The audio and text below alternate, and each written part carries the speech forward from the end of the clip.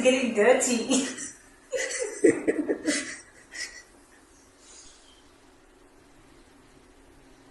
What?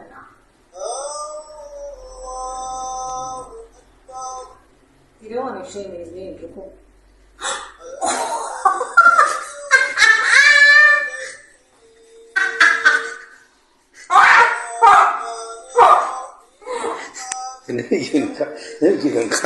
Following President Ramaphosa's participation in the Eid prayer, there was a wave of supportive and appreciative comments highlighting his effort despite the physical challenges posed by the unfamiliar prayer routine and his age.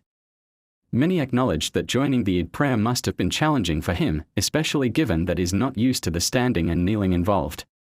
This act of solidarity and respect did not go unnoticed. Several commenters praised the president for his wonderful gesture of unity.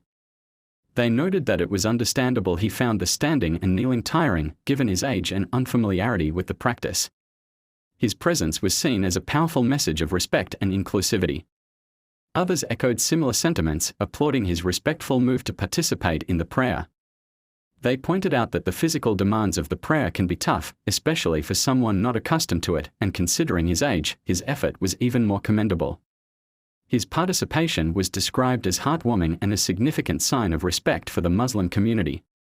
Observers appreciated the president's dedication to inclusivity and respect, noting that his gesture demonstrated a strong commitment to understanding all communities. In summary, President Ramaphosa's participation in the Eid prayer garnered widespread admiration for his effort to show solidarity and respect, despite the physical challenges and his unfamiliarity with the Islamic prayer routine. His actions were seen as a meaningful demonstration of unity and inclusivity, earning him considerable respect from various quarters.